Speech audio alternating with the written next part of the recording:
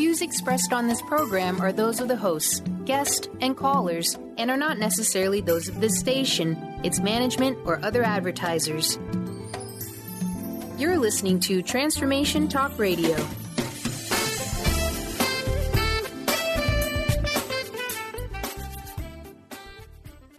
Moms, are you ready to become enlightened, empowered, and stress-free?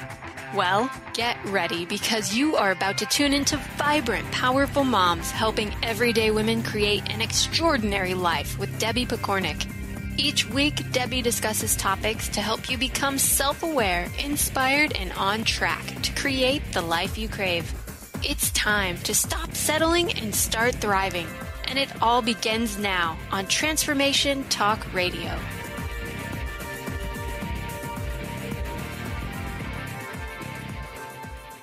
Welcome to the show. This is Debbie Pokornik, host of Vibrant, Powerful Moms, a podcast focused on helping you realign with your vibrant, powerful self so that you can fully enjoy the life you've come here to live. Today, I would like to discuss something that some of you will be more than ready for, while others might kind of hesitate to go there with me. This doesn't make anyone better than the other. This is simply where we're at on our individual journeys, and there is nothing good or bad, right or wrong, better or worse about it. My hope is that if this conversation is new to you, you'll hear it with an open mind before deciding how you might or might not integrate it into your life. On the other hand, if you are already well into understanding and playing with this idea, I hope you will enjoy hearing my thoughts on it and see how what I share supports or perhaps even adds to what you already know. So now that I've got your curiosity flowing and wondering what this exciting topic is, I hope you're not disappointed to learn that today we are looking at the difference between your ego and your higher self. Specifically, I'd like to share why you need to know about these two different parts of who you are, how they might influence your behavior, and how you can get them working like the team they're meant to be. This is an important topic to be aware of because left unchecked, your ego will try to run things, which is a problem because it's actually better equipped to ruin things than to run them when working on its own. You're probably familiar with people who allow their ego to run the show, as well as those who have really big inflated egos. Often, in my experience, it's the same person. But anyway, these people are hard to be around because they're constantly trying to build themselves up at the expense of other people. They take credit for things that don't belong to them. They refuse to take responsibility for their mistakes, and they really don't care who they step on to get where they're going. They believe the world owes them something, and they are determined to collect. They tend to buy into scarcity thinking, the idea that there's not enough to go around. So they're afraid that if someone else excels in life, there's going to be less for them. Thankfully, most people aren't egomaniacs. They have enough social awareness and empathy for others to recognize that living as if the world revolves around them and them alone can result in a very lonely existence. So they learn instead to refrain from bragging all the time or forcing their opinions on others. Perhaps they even figure out how to accept responsibility for their own actions and buy into the notion that hard work pays off. So they learn, keep your nose out of other people's business, work hard, and you'll be fine. Despite this, they often still find themselves believing in scarcity rather than abundance, or feeling others are sometimes to blame for their difficult situation. They react strongly when they're hurt and might experience jealousy when someone around them does well for themselves. Now, let me just note here that the flip side of this thinking would be a person who believes they aren't good enough. They certainly aren't worth talking about, much less bragging on. This person refuses to stand up for themselves because to do so could illustrate to others how unworthy they are, and so on. When this happens, the ego is still running the show. It's just that it's bought into victim thinking. So if you want to lead a vibrant and powerful life, you must become aware of these different aspects that are affecting who you are and know how you can plug into that part of you that always has your best interest at heart. In other words, if you haven't already, it's time to switch off of autopilot and move more permanently into the realm of conscious living. So with that said, let's meet the ego. Several years ago, I heard Sonia Choquette, a gifted intuitive speaker and author, talk about the ego as if it was our faithful companion, a loyal pet like a dog to be loved and enjoyed. You don't go home and kick the dog, I remember her saying, but you also don't let the dog run the show. These few words literally changed my understanding of the ego and my ability to keep it in its place. Your ego is the human side of you. It feels, fears, gets jealous, and reacts. Just like a dog, it might bite when threatened or curl up in dread and pee on your shoe. Left in charge, the dog will run the show the way it thinks the show should be ran. Now, if you've ever had a dog that decided someone shouldn't be in your house when you wanted them to be there, like maybe the guy who's come to fix your air conditioning, or your new romantic interest, or even your sweet little aunt who comes for a visit, then you know what it's like when a dog uses their own limited perspective to make these kind of decisions. Because the ego is the human side of you, and therefore the part that you feel most connected to, it will naturally try to be in charge unless you teach it otherwise. Your ego is in charge when someone says something to you and you feel a need to correct them, to excuse your behavior, to compete with what they've said, or to blame someone else for something. Only the ego will take things personally, become defensive, act overly confident, and try to bring others down a notch. Despite this, your ego is not something you would be better off without. In fact, the ego is what makes you human, so to get rid of it would not be desirable at all. On the other hand, the higher self is the spiritual side of you. It is the soul. If you believe in this idea, it is the part that is connected to all. The higher self does not judge, blame, feel, or panic. It is not limited to your human body, so it has no fear of getting hurt, dying, or even doing things wrong.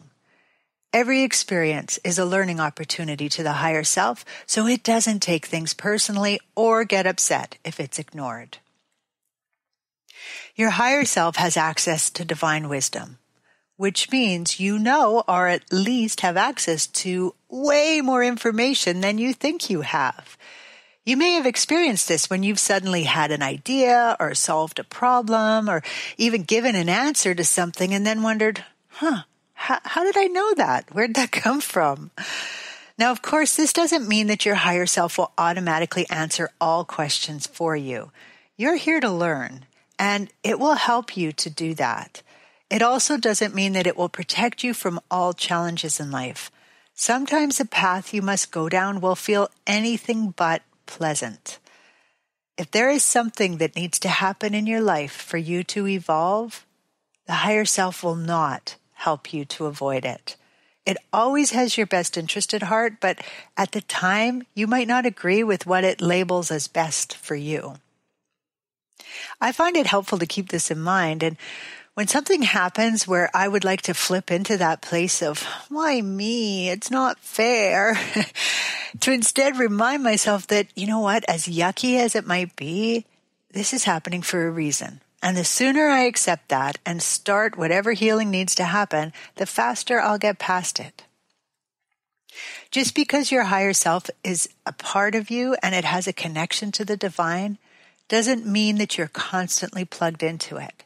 It can send you messages through your inner wisdom and intuition, but to really guide you, it requires your permission and a request. Free will is a real thing, and it can easily get in the way of you living your best life if you let it.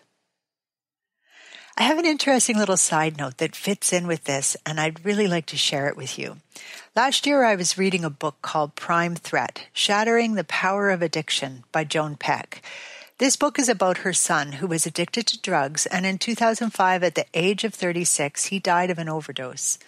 What's amazing about the book is not what she learned while he was alive and she was desperately trying to help him conquer this challenge, but instead what the son shares through a psychic, a medium named Cheryl Johnson, after he's gone. It's a pretty amazing way to learn about addiction, so if your life is touched with this hurdle in any way, you might want to check that book out.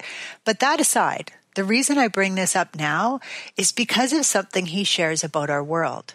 He says that it was never expected for the density on Earth to be as challenging as it is.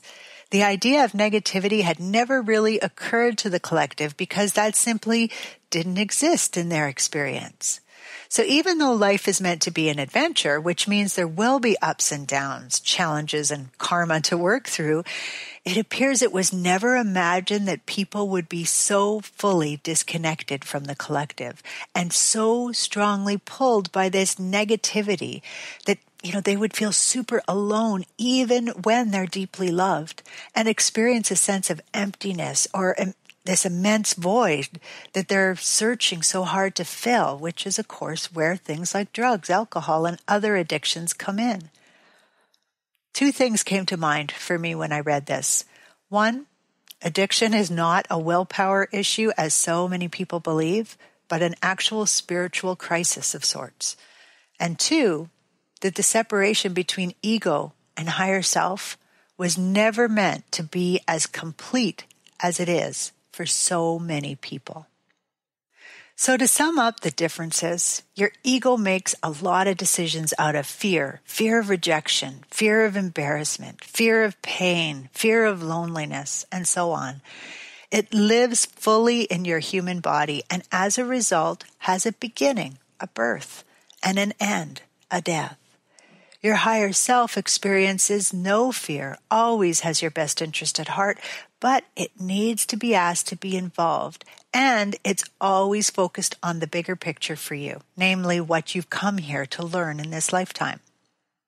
Also, and this is really important, while the higher self is a beautiful, pure, loving energy, it does not know what it's like to experience life on Earth. Only the ego really knows what it feels like to live in these dense energies. I remember one of my clients back when I was working as a counselor at a women's shelter telling me that her husband was so heavenly focused that he was no earthly good. I think these wise words fit into what I'm sharing with you today. To live a balanced life, you need to learn how to get your ego and your higher self working together. Choosing one or the other to do everything will not help you live a full and satisfying life. So keep this in mind as you work your way through this part of your awakening. How do you connect with your higher self? Well, as I already mentioned, the ego will naturally try to be in charge if it thinks it's the only option. I was surprised many years ago now when I heard a fellow on an internet show say that if I wanted, I could simply ask my higher self to be in charge and it would comply. That sounded a bit too simple, but I decided I had nothing to lose, and I quickly discovered that I could feel it happening, and I actually liked how it made me feel when I did this.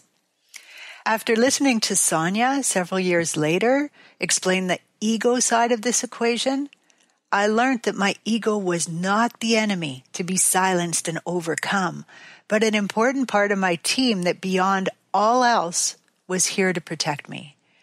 I learned to guide my ego to sit when it flared up because someone had hurt my feelings or threatened me or the people that I love in some way, while still appreciating it for its efforts to help. This has served me really well and allowed me to learn how to be more objective, to turn on curiosity where normally stronger feelings like anger or jealousy might have been in control, and even to switch to love and compassion rather than attacking other people with strong, harmful emotions. This was much harder to do when I believed my ego was the opposition that had to be beaten into submission. Nonetheless, I am definitely still a work in progress, with good moments and bad rather than continual enlightenment. Let me share an experience from my life that really illustrated for me how the ego and the higher self can work together, as well as how we're all continually growing, no matter how far we might feel like we've come. Not too long ago, I had a close friend surrender to depression and take her own life. I was devastated. As you can imagine, the pain, confusion, hurt, denial, they were all pretty intense. Then anger flared up. I was disappointed in the system for not being able to help her. I was frustrated with the people who I believed weren't as supportive as they could have been with her. I was hurt that she had left me without so much as a goodbye. And I was shocked that she had left the way she did. There was so much going on for me. I allowed myself to process some of these feelings, but the moment my ego shifted into a negative zone where I started blaming or wanting to strike out at others or holding a pity party, I recognized it for what it was, and I would immediately ask my higher self to take over. As soon as I did this, I felt myself shift to that familiar place of calm acceptance. I was able to carry on with my work, talk to other people about what had happened, and send love and light to others who were grieving her loss. I processed a lot of feelings and shed many tears in that time, but every time my ego jumped into anger, hurt, or blame, I'd pull myself out. Now, on the day of her celebration of life, I was in the shower. I was thinking about my friend, feeling the loss, and truth be told, kind of dreading the upcoming service, when all of a sudden anger just surged through me. It was so intense it took my breath away. While I was experiencing it, though, the objective part of my mind, which is now well trained to sit there and watch what's going on, had this thought: wow, I really have to work hard to keep my higher self in charge. This is kind of strange for me.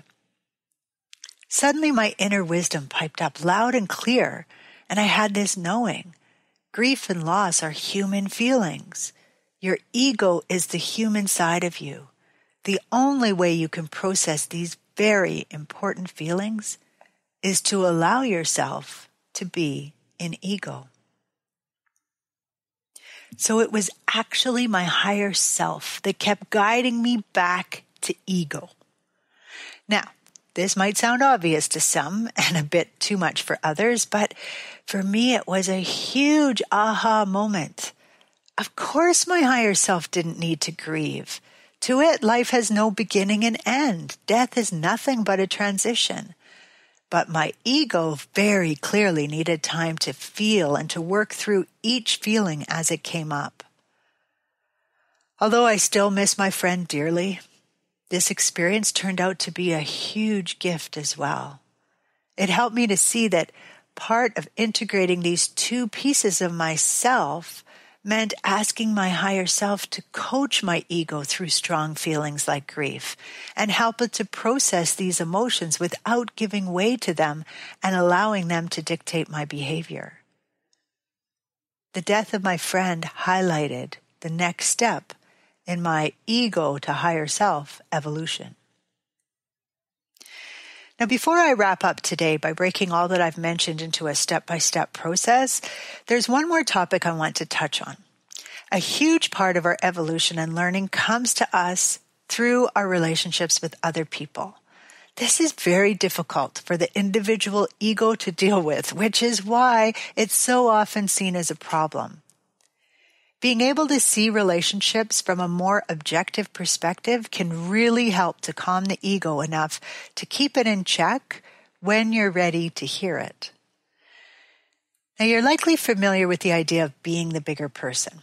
This is when two people aren't seeing eye to eye, and rather than continuing to fight, one person will decide to lay down their weapon, to accept responsibility for their part in the disagreement and open themselves up to hear the other person's side.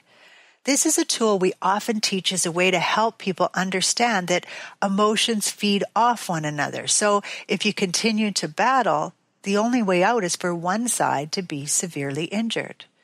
Laying down your weapon, on the other hand, allows you to stop this escalation and hopefully work through things in a more productive way. The late Dr. Stephen Covey referred to this idea in 3 of his 7 habits of highly successful people. His part on seek first to understand before you are understood, think win-win, and synergize. Your relationships with other people are critical to your success in this lifetime. Some people are in your life to push you to grow in very specific ways.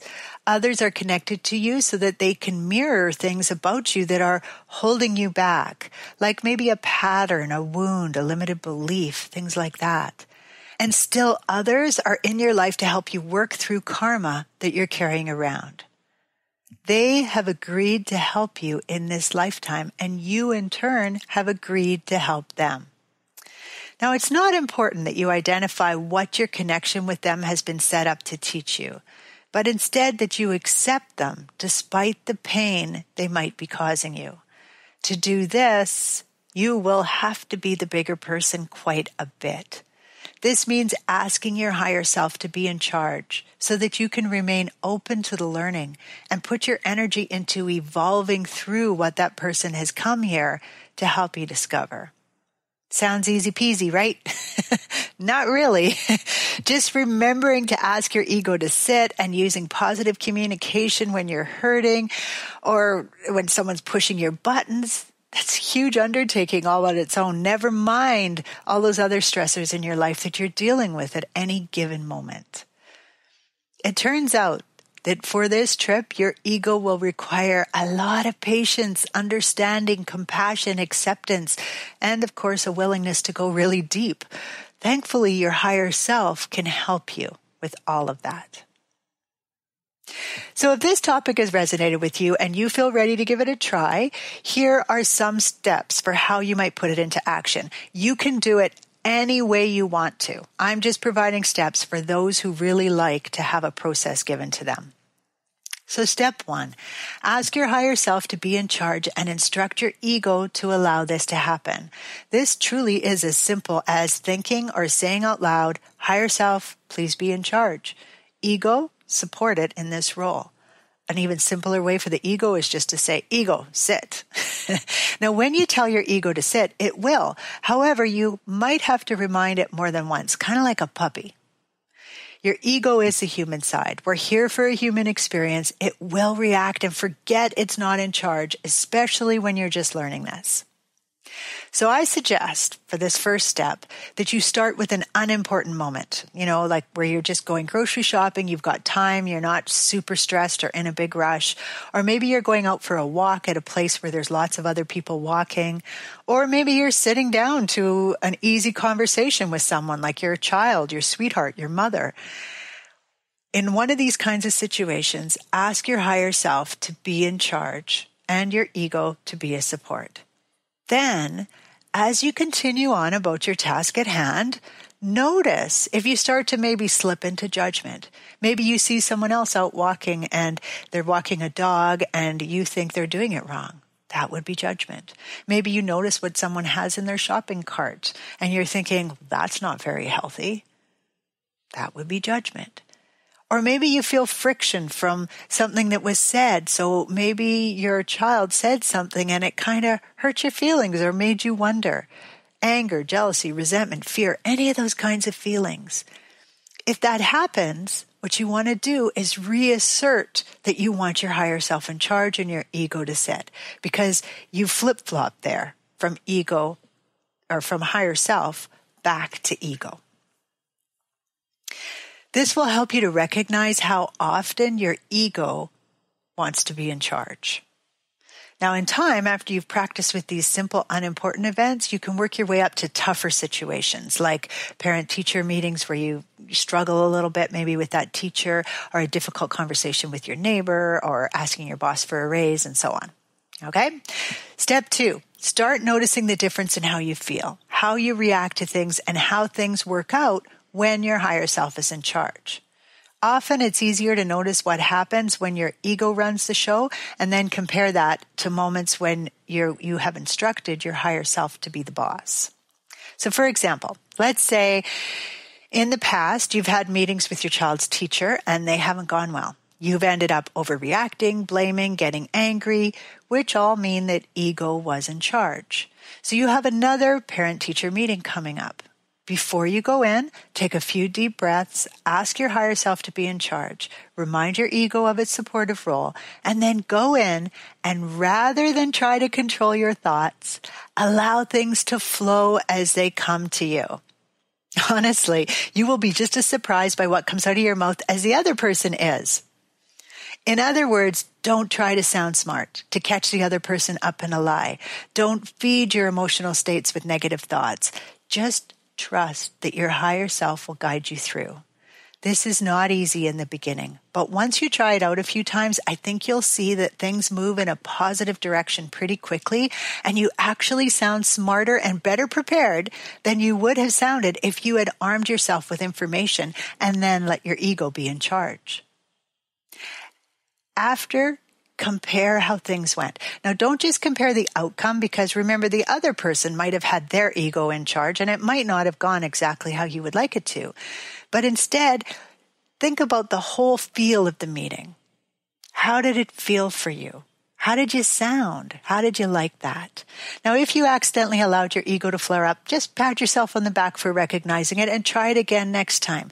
Just like you're going to wake up every day, except the one you don't, you are going to have to reawaken to this often because it is a process. Step 3, as you become more aware of the differences between how the two feel, start noticing when ego is barking and take charge in the heat of the moment. This takes a bit of practice because once your emotions start to escalate, it is much harder to turn them off. So once you get the hang of it though, you will be amazed at how much calmer, controlled, and connected you feel and how much smarter you sound. At this stage, you're really starting to switch from autopilot to conscious living. So when you find yourself getting ready to bite someone's head off, maybe you're judging them, blaming them, or maybe you're already yelling at them. You hear your words, that objective part of your mind kind of kicks in. Take a deep breath, tell your ego to sit, and ask your higher self to be in charge. I find it really helpful to actually say words aloud like, wow, I'm getting pretty riled up about this. Can you give me a moment to calm myself? Notice how it feels when you switch from the emotional ego to the objective higher self, and make sure you celebrate because this is a huge step in your soul's evolution. And finally, step 4, after you've got the hang of catching yourself in the act and switching to higher self being in charge, and you probably need to practice it for like a year or more, start asking your higher self to coach your ego when you're dealing with something big. In other words, rather than asking your higher self to take over all the time, start asking it to lead your ego and to help it deal with the situation. To me, this is kind of like training a difficult yet talented apprentice. Thankfully, your higher self has oodles of patience. It's only the ego that gets frustrated at how much time and work it takes. Now, I've only begun this exploration myself, so I can't tell you much about it, except to say that we process emotions best when we allow them in and embrace them without allowing our thoughts to interfere or to cause them to escalate. This is a pretty high level of awareness, so it's not a starting place if you're just new to tuning into your feelings or asking your ego to sit. What I've found, however, is that at this point, I don't need to call my higher self in hardly ever because she's always just there walking with my ego. The two pieces are integrating, which ultimately is our goal. So as you play with all of these steps, you'll find your higher self slipping into the lead role more often and your ego quite happily running by its side. Like the master with a well-trained dog, the two make an excellent team and are content when they know their place, plus feel loved and appreciated for what they have to offer. With much respect for you and the journey you are on, this is Debbie Pokornik wishing you a vibrant and powerful day. You've been listening to Vibrant, Powerful Moms with host Debbie Pokornik. If you've enjoyed this show, please give us a shout out and leave us a positive review. To find out more about Debbie and her sisterhood of Vibrant, Powerful Moms, visit empoweringenergy.com. That's empowering with letters NRG.com.